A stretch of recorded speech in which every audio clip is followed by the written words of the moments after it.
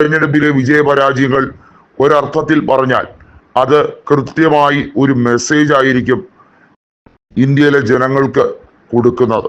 ആ സന്ദേശം വളരെയധികം പോസിറ്റീവ് ആക്കാൻ വേണ്ടിയുള്ള തത്രപ്പാടിലാണ് ഇന്ത്യ മുന്നണി. 2026 നടക്കുന്ന നിയമസഭാ തെരഞ്ഞെടുപ്പിൽ ദക്ഷിണേന്ത്യയിലെ രണ്ട് മേജർ സ്റ്റേറ്റുകൾ, രണ്ട് പ്രധാനപ്പെട്ട സംസ്ഥാനങ്ങൾ തെരഞ്ഞെടുപ്പിലേക്ക് പോവുകയാണ്. ഒന്ന് തമിഴ്നാടും മറ്റൊന്ന് കേരളവും. ഈ രണ്ട് പ്രദേശങ്ങളിലും BJP ഒരു രീതിയിലും ആധിപത്യമില്ലാത്ത സംസ്ഥാനങ്ങളാണ്. ദക്ഷിണേന്ത്യയിൽ ആകെ കർണാടകയിൽ മാത്രമാണ് BJP അധികാരത്തിൽ വന്നിട്ടുള്ളത്.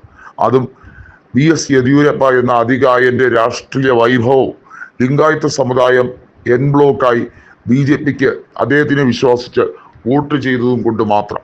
എന്നാൽ പിന്നീട് വന്ന ബസവരാജ ബൊമ്മയോ ആരും തന്നെ അത്തരത്തിൽ BJPക്ക് നേട്ടം കൊയ്തു കൊടുക്കാൻ കഴിഞ്ഞിട്ടുമില്ല.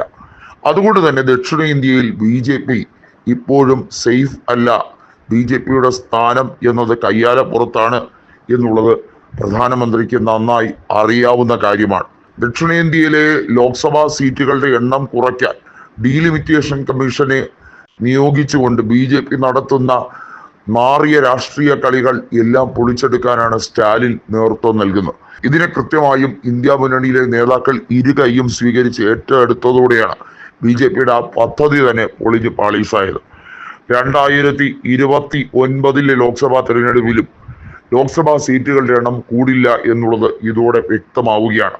ഡീലിമിറ്റേഷൻ കമ്മീഷന്റെ നടപടിക്രമങ്ങൾ GDP കൂടി നോക്കിയായിരിക്കണം, അതല്ലാതെ പോപ്പുലേഷൻ വൈസ് ആയിരിക്കരുത് എന്നുള്ള നിർദ്ദേശം ദക്ഷിണേന്ത്യൻ സംസ്ഥാനങ്ങൾ കൊടുത്തു കഴിഞ്ഞിരിക്കുന്നു. വളരെ വ്യക്തമായി കുടുംബാസൂത്രണം നടപ്പിലാക്കിയ സംസ്ഥാനങ്ങളെ വെറും രണ്ടാംകിടയായി കണക്കാക്കുന്ന രീതി തെറ്റായ രീതിയാണ്. വലിയ തോതിൽ ജനസംഖ്യ പെറ്റുവരുന്നതിന്റെ കാരണം അത് നിയന്ത്രിക്കുന്നതിന് പകരം അവരെ പ്രോത്സാഹിപ്പിക്കുന്നതിന് തുല്യമാണ് ലോക്സഭാ സീറ്റുകളുടെ എണ്ണം കൂട്ടിക്കൊടുത്താൽ. മാത്രമല്ല, അവർക്ക് ഈ രാജ്യത്തിന്റെ എക്കോണമിയിൽ കാര്യമായ സംഭാവന നടത്താൻ കഴിയുന്നില്ല എന്നുള്ള വസ്തുതാപരമായ കാര്യവും വളരെ വ്യക്തമാണ്. പെർ ക്യാപിറ്റ ഇൻകം, അതായത് ആളോഹരി വരുമാനം ഏറ്റവും കൂടുതൽ നിൽക്കുന്നത് ദക്ഷിണേന്ത്യൻ സംസ്ഥാനങ്ങളിലാണ്. ആളോഹരി വരുമാനം നോക്കുമ്പോൾ തീർച്ചയായും ലോക്സഭാ സീറ്റുകളുടെ എണ്ണം ദക്ഷിണേന്ത്യയിലാണ് കൂടേണ്ടത് എന്നുള്ളതും സ്റ്റാലിൻ പറയുന്നതിൽ കണക്കുകളുണ്ട്. രാജ്യത്തെ GDP വലിയ തോതിൽ ഇത്തരത്തിൽ ദക്ഷിണേന്ത്യയിലെയും ഉത്തരേന്ത്യയിലെയും വലിയ രീതിയിലുള്ള വൻ മാർജിനിലുള്ള വ്യത്യാസം ബാധിക്കുന്നുണ്ട്. സുസ്ഥിര വികസനം ദക്ഷിണേന്ത്യ നടപ്പിലാക്കിയതുപോലെ മറ്റൊരു പ്രദേശത്തും ഇന്ത്യയിൽ നടപ്പിലാക്കിയിട്ടില്ല.